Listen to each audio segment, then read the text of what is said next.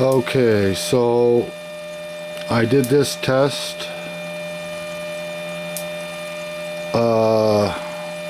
before I tore it apart. I decided to do this test as it was done originally, with the coil of wire, the PVC pipe, and aluminum foil over top of it.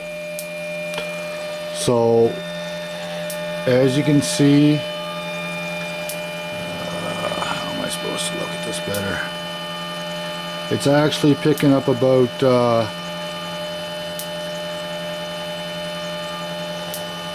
let's see, right there, 1.8 looks like 1.8 volts per snap. Now I have it a real small spark gap. It looks like it's less than 1/8 of an inch. So I'll increase the spark gap.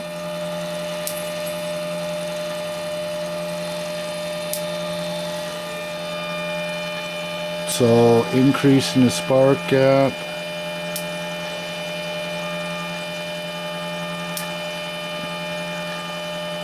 Doesn't really seem to make much of a difference.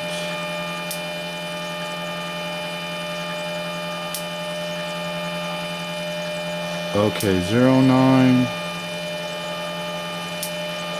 Looks like it only went to what, 1.5, I guess?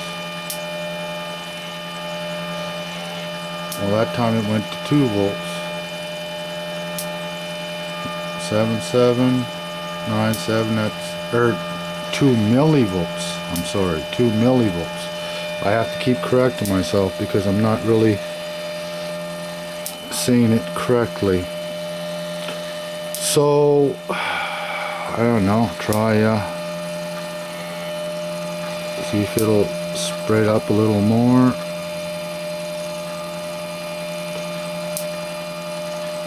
Let's see.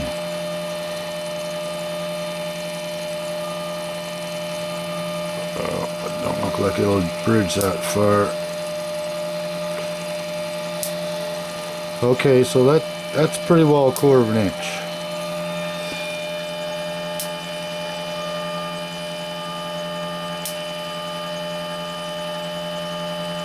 And that's pretty well, I'd say 2 millivolts is what it's producing.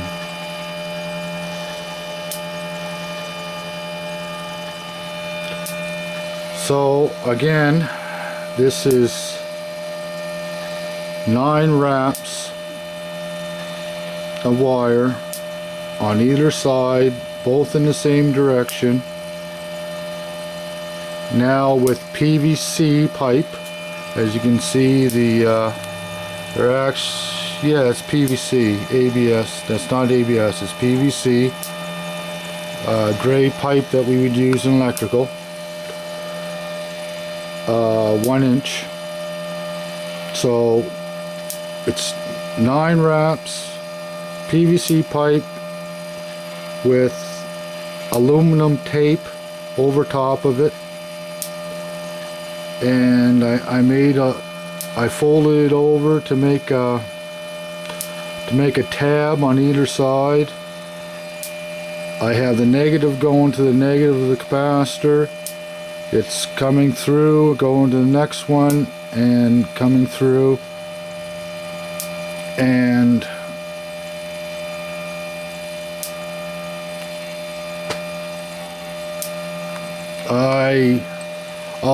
I'll be honest, I thought this was going to be a very good test when I was figuring it out. I was saying, well, the spark jumps 1/4 of an inch. It's supposed to be somewhere around 10,000 volts. So if I take coils and wrap them around and collect the energy of those coils, I should have a pretty darn good voltage coming out. to charge the capacitor. But as you can see,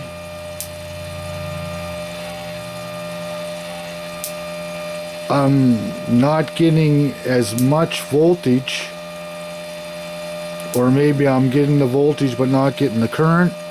I'm not sure. But in either case, it's not charging the capacitor. The same capacitor is not charging the same capacitor at the rate that coil was with all the wraps it had on that. Like I say, I was going to tear this apart and I was going to do something else with it, but I figured I would test it the way it was meant, and it was originally tested. So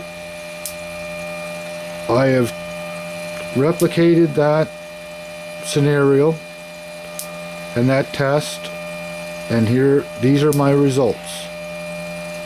Now,